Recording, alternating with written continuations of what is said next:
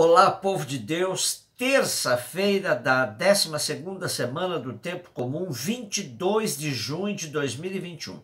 A nossa reflexão de hoje é a partir de Gênesis 13, 2, de 5 a 18 e de Mateus 7, 12, 14.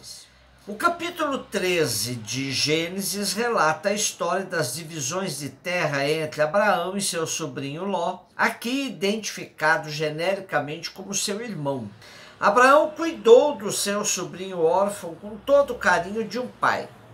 Acontece que ambos enriqueceram e a riqueza acabou provocando concorrência de sabores entre tio e sobrinho e também entre seus criados pastores. O espaço vai se tornando estreito demais para o gado de Abraão e para o gado de Ló. Antes que se deteriorasse de vez o relacionamento entre eles, Abraão chamou seu sobrinho e lhe propôs a separação, permitindo a Ló que escolhesse a porção de terra que quisesse. Ló escolheu aquilo que lhe pareceu mais produtivo, terras próximas do Jordão, terras bem irrigadas, portanto. O escritor sagrado já adianta que essa terra escolhida por Ló será destruída, pois é a terra onde estão edificadas as cidades de Sodoma e Gomorra.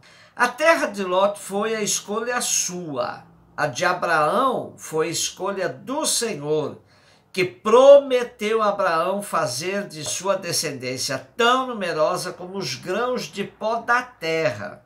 E assim Abraão foi morar junto ao carvalho de Mambré, que está em Hebrom, e ali construiu um altar ao Senhor. O trecho de hoje nos revela que, mesmo havendo tanto carinho de Abraão pelo seu sobrinho órfão, a relação entre os dois não conseguiu superar os conflitos surgidos por causa do enriquecimento dos dois. É impressionante como a riqueza é inversamente proporcional ao bom relacionamento.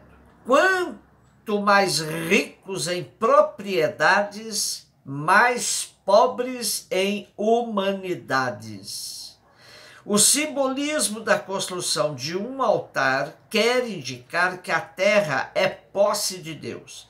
Assim, Abraão se abre a todas as bênçãos que Deus lhe reserva. Todas as perícopes que relatam os primórdios do povo de Israel e têm seus patriarcas como protagonistas, apresentam uma mistura de dados históricos e idealizações, que passaram por um longo tempo de tradição oral antes de se tornarem textos.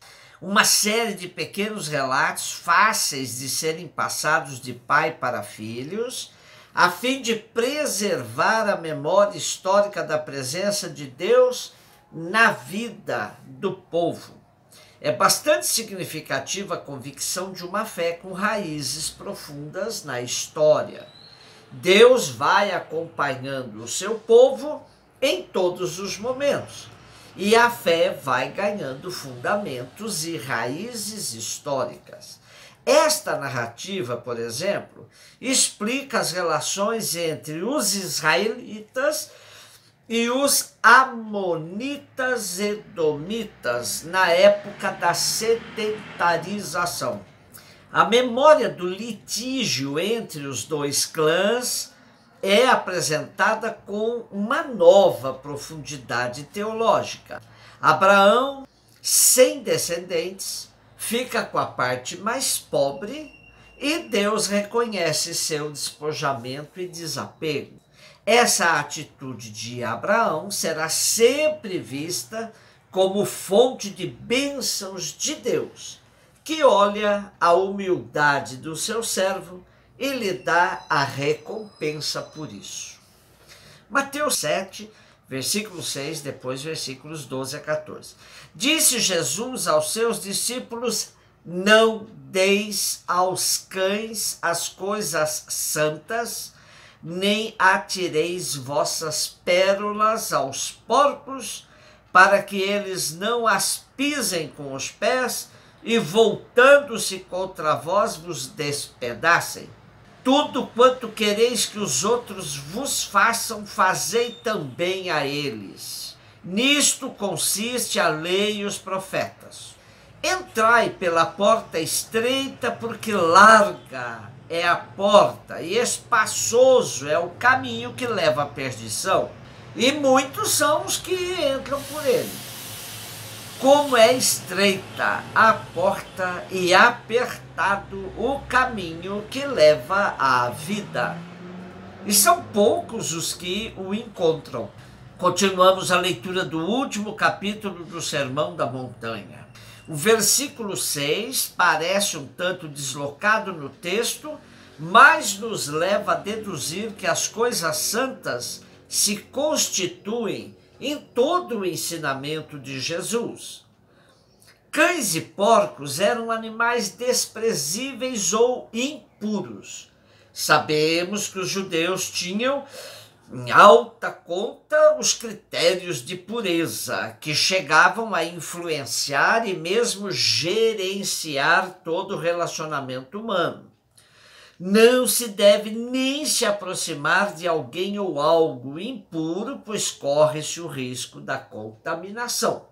Também há quem entenda que, para Jesus, era tempo perdido tentar instruir alguém que se fecha ao seu ensinamento.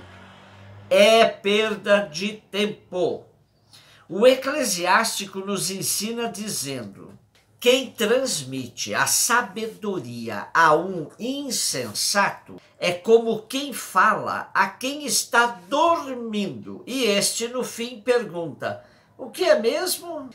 Tudo quanto quereis que os outros vos façam, fazei também a eles. Aqui está a chamada regra de ouro. Há também a fórmula negativa: não façais a outro o que não agrada a vós. Podemos relacionar também ao mandamento de amar ao outro como se ama a si mesmo.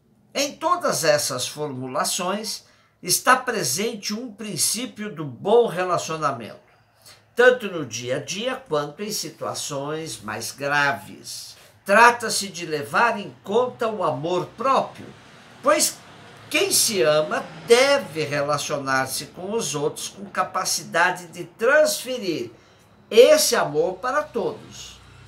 Portanto, não é um amor egoísta, mas um amor que está profundamente relacionado à capacidade de considerar que os outros têm semelhantes necessidades e igual dignidade. Entrai pela porta estreita, porque larga é a porta e espaçoso o caminho que leva à perdição, e muitos são os que entram por ele. Como é estreita a porta e apertado o caminho que leva à vida, e são poucos os que o encontram. Nosso texto de hoje termina com um chamado de Jesus à prática do discernimento. Para escolher os caminhos na vida, precisamos de capacidade de discernir entre as trilhas fáceis e as trilhas que exigem esforço e capacidade de superação.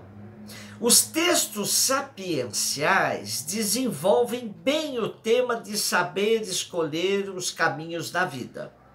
O Salmo 1, o Salmo 1, por exemplo, que abre o livro do canto do povo de Deus, nos diz: feliz quem não segue os conselhos dos maus, não anda pelo caminho dos pecadores e nem toma parte nas reuniões dos zombadores. Portanto, saber escolher o caminho, saber escolher a porta que nos leva à vida. Aqui está o segredo. E ainda temos o próprio Jesus se apresentando como porta de salvação, pois ele veio para que tenhamos vida e a tenhamos em abundância. Seguir o conjunto de instruções contido no Sermão da Montanha, de fato, não é para muitos. Por isso, Jesus diz que são poucos os que encontram o caminho da vida. Os caminhos dos gozos fáceis, da alegria passageira, da satisfação imediata, são sempre mais atraentes. Mas somos desafiados a encontrar o sentido mais profundo de nossa existência, onde estão o gozo, a alegria e a satisfação mais permanentes. Um beijo no seu coração.